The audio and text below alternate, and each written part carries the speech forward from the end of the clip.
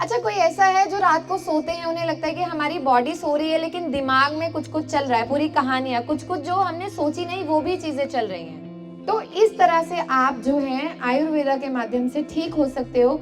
और जब मैंने इस पे मेडिसिन बनाना शुरू किया था तो आज बाय गॉड ग्रेस मतलब उस पर इतना अच्छा रिजल्ट है कि लोग इजिली एक एक 2-2 महीने में बोलते हैं हमने एलोपैथी तो बिल्कुल बंद कर दिया और हम 50-60% रिकवर हो चुके हैं। जब हम लेना शुरू करेंगे, जो पेशेंट को सुबह उठ के अकड़न होती है ना, स्टिफनेस, उसे लगेगा ये धीरे धीरे करके ना।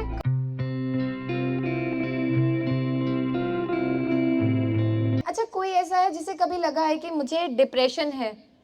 कोई भी ऐसा पर्सन यहाँ पे, या एंजाइटी है कि एक अजीब सा डर रहता है, एक अजीब सा फियर रहता है कि अगर ऐसा हो गया तो क्या होगा?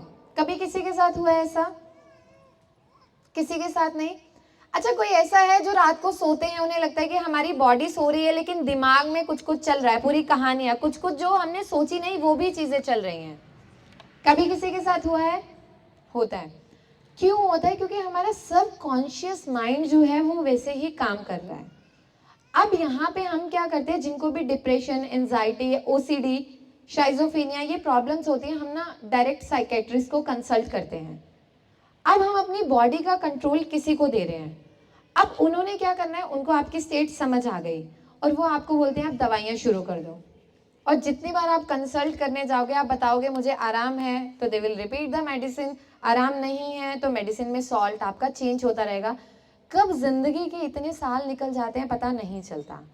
अब यहाँ आयुर्वेद क्या बोलता है? देखिए, कोई भी प्रॉब्लम है ना, मुझे ऐसा लगता है कि एक डॉक्टर का जो एम है वो होना चाहिए कि पेशेंट ठीक हो, वो किसी भी पैथी से हो, चाहे वो आयुर्वेद है, होम्योपैथी है, यूनानी, सिद्धा, एलोपैथी, कोई भी पैथी है, बट हमें पेशेंट को ठीक करना है और वही एम मेरा है। जब मैंने इस पे वर्क करना स्टार्ट किया था इन क्रॉनिक डिजीज पे, मैंने देखा वाकई में यार लोग आ रहे हैं 10 साल से दवाइयाँ खा रहे हैं डिप्रेशन की। मैं उनको पूछती हूँ डिप्रेशन क्या है, वो तो पता नहीं, जी डॉक्टर ने बोला था आप डिप्रेशन में हो। होता है ना ये चीज़ कि डॉक्टर ने बोल दिया डिप्रेशन में हो, पर हमें नहीं पता। और आप दवाई क्यों खा रहे हो? क्योंकि डॉक्टर ने बोला आपको जिंदगी भर खानी पड़ेगी। And we never tried to overcome the things. हम कभी करते ही नहीं है। हम क्या करते हैं, नहीं कोई बात नहीं, डॉक्टर ने बोला चलने दो। आयुर्वेद में ब्राह्मी, जटामांसी, शंख पुष्पी, मतलब ऐसे बहुत सारे प्लांट है जो आपके ब्रेन को नेचुरल वे में स्टिमुलेट करते हैं और आपकी ओवर थिंकिंग को कंट्रोल करके खत्म करते हैं। क्योंकि वो एक्सटर्नली या इंटरनली अलग अलग तरह से काम कर रहे हैं। अब वो कैसे कर रहे हैं? आपकी बॉडी को नेचुरल वे में पुश कर रहे हैं। एक है कि आपने अंदर चीज दी और उसने कंट्रोल कर लिया, और एक है कि आपकी बॉडी को नेचुरल बोला कि नहीं तुझे ही काम करना है, मैं तुझे सपोर्ट करूंगा, दैट इज आयुर्वेद। और इसको लेके पिछले 8 साल में मेरे पास हजारों ऐसे लोग आए जिन्हें डिप्रेशन, शाइजोफेनिया, एक ऐसी प्रॉब्लम, व्यक्ति मैं यहाँ खड़ी हूँ, मुझे लगेगा मेरे साथ भी कोई खड़ा है, मैं उससे बातें करूंगी पर वहां कोई होगा नहीं, दैट हेलुसिनेशन। बच्चे हैं छोटे छोटे, उन्हें शाइजोफेनिया, उन्हें हर टाइम कोई ना कोई ऐसी पावर कुछ कुछ अपने पास फील होता है, बट वो आइडली नहीं होता है। इस तरह के केसेस आएंगे ओसीडी में कि यहाँ पे अगर किसी व्यक्ति के कोई चीज लगी उसको साफ करता रहेगा, हाथों को बार बार, जो मूवीज में दिखाते हैं, हाथों को बार बार धोना, ताला लगा है चेक करना, इस तरह के अलग अलग सिम्टम। और ओसीडी कई बार इस तरह से ट्रिगर कर देता है कि लोग अपने रूम में घर वालों को भी आने नहीं देते। बेडशीट पे कुछ लग गया बेडशीट बदलो, ब्लैंकेट पे कुछ लग गया बदलो, इस तरह से ये ट्रिगर करता है। तो वहां पे जब हमने कॉम्बिनेशन बनाना स्टार्ट किया था, और आज तक हजारों लोग ऐसे हैं जो बिल्कुल ठीक हो चुके हैं। किसी को 3 महीने लगे, किसी को 6 महीने लगे, जिसका हम पूरा एक रिकॉर्ड सेट करते जा रहे हैं। तो कभी भी आपको कोई भी प्रॉब्लम हो, ये नहीं सोचना आयुर्वेदा धीरे है या स्लो है। आज जो भी डिप्रेशन से परेशान है ना, वो 4 साल 5 साल से दवाइयां खा रहे हैं। और हर बार आप साइकेट्रिस्ट को कंसल्ट करने जाते हो, मिनिमम 1500 से 2000 कंसल्टेशन देते हो, इससे कम कंसल्टेशन नहीं है किसी साइकेट्रिस्ट की। फिर आप जो मेडिसिन ले रहे हो वो भी आप स्पेंड कर रहे हो। तो आपने 2-3-4 साल में एक अपना बहुत अच्छा अर्निंग का अमाउंट सिर्फ मेडिसिन पे स्पेंड कर दिया। जबकि आयुर्वेदा बोलता है 6 महीने लगेंगे यार, 20-25 हजार रुपया 6 महीने में लगेगा, but you can easily reverse the disease.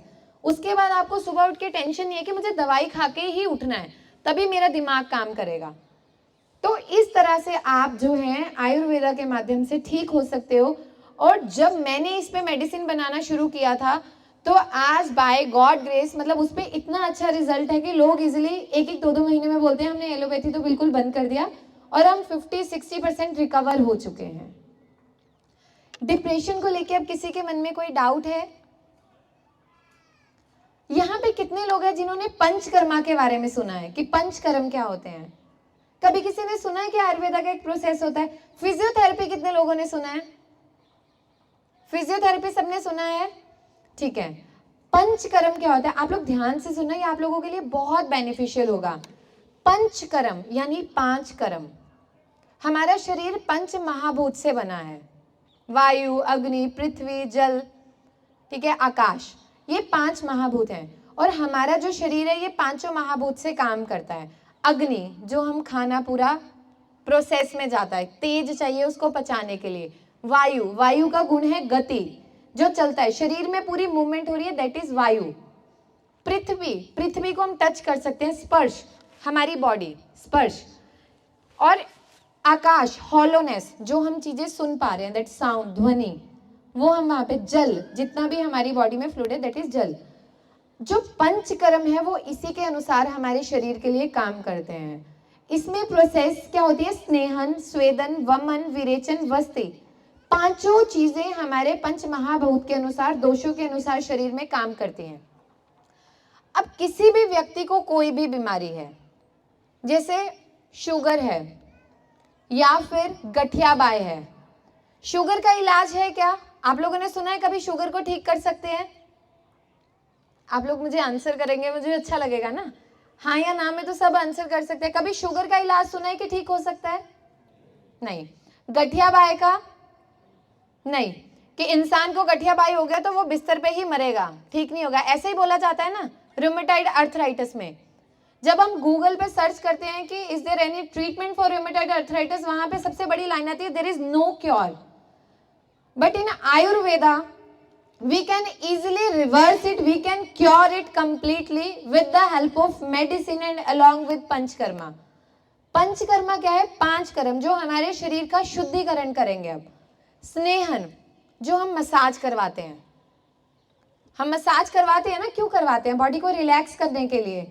स्नेहन, body को जो है लुब्रिकेट किया जाता है एक्सटर्नली। जैसे गठियाबाई का होता है तो घर में बड़े बुजुर्ग बोलते हैं सिकाई कर दो बेटा, वहां पे रेत से सिकाई कर दो, काले नमक से सिकाई कर दो, ईंट के टुकड़े से सिकाई कर दो, दैट इज स्नेहन। स्वेदन, सिकाई कर दी, स्नेहन ऑयल से लगा के लुब्रिकेट कर दिया। अब इसमें 3 चीजें होती हैं, ये हर बीमारी में काम करती हैं, बस इसमें ड्रग्स चेंज करते जाते हैं। वमन, वॉमिटिंग करवाना, बॉडी के कफ को निकालना। जो भी लोग हैं जिन्हें अस्थमा है, सीओपीडी है, एम्फीसीमा है, छोटे छोटे बच्चों में अस्थमा है, उनमें वमन नहीं करवाते हैं पर बड़ों में जनरली प्रेफर करते हैं, उनमें इंड्यूस किया जाता है, वॉमिटिंग करवाई जाती है बॉडी का कफ निकालने के लिए, अपर रेस्पिरेटरी ट्रैक को क्लियर करने के लिए। ऐसे एक प्रोसेस होता है विरेचन। जैसे बहुत सारे लोगों ने शंख प्रक्षालन के बारे में सुना होगा, नमक वाले पानी को पिला के बॉडी में सात्विक खाना देके और लूज मोशन लगवाए जाते हैं, बॉडी को डिटॉक्स किया जाता है।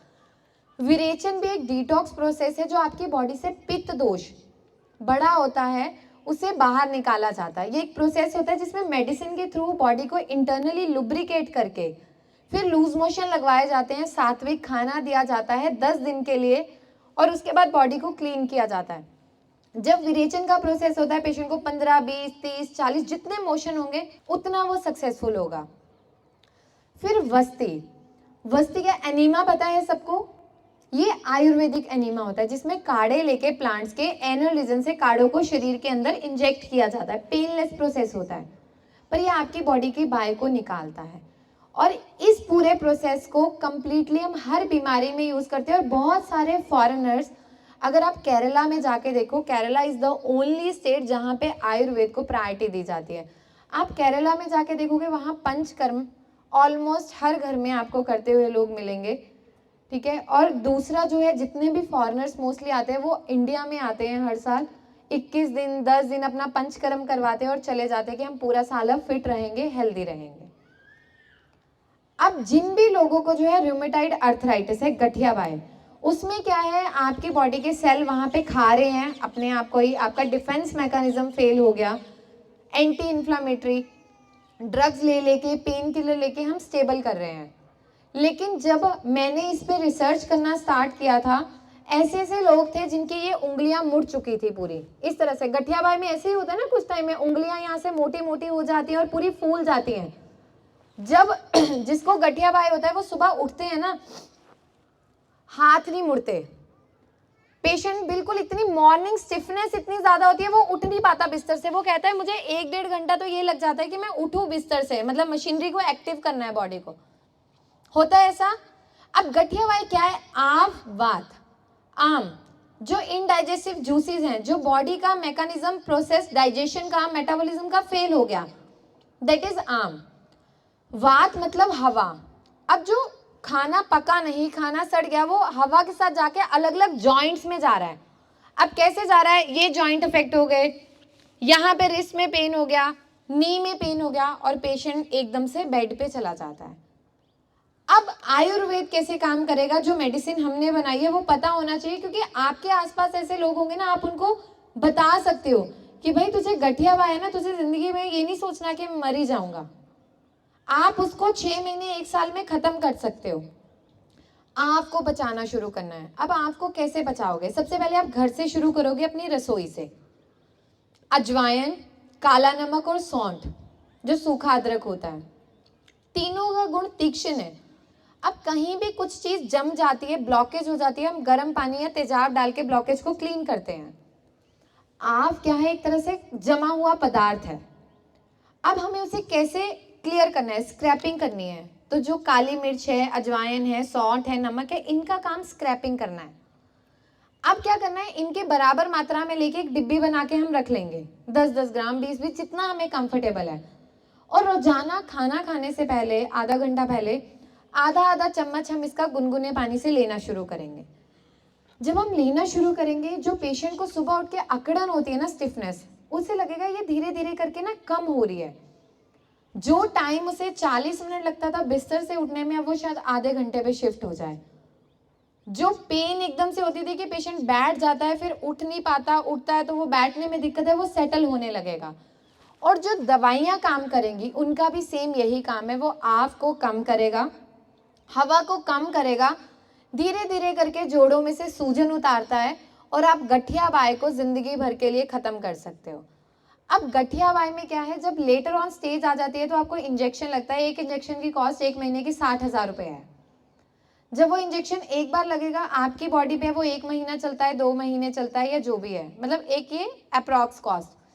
फिर आप इसमें ड्रग्स लेना शुरू करते हो, एक टाइम पे स्टेरॉइड्स, फिर आपकी बॉडी उस पर फेल होना शुरू हो जाती है, डोज बढ़ती जाती है, then there is no other option.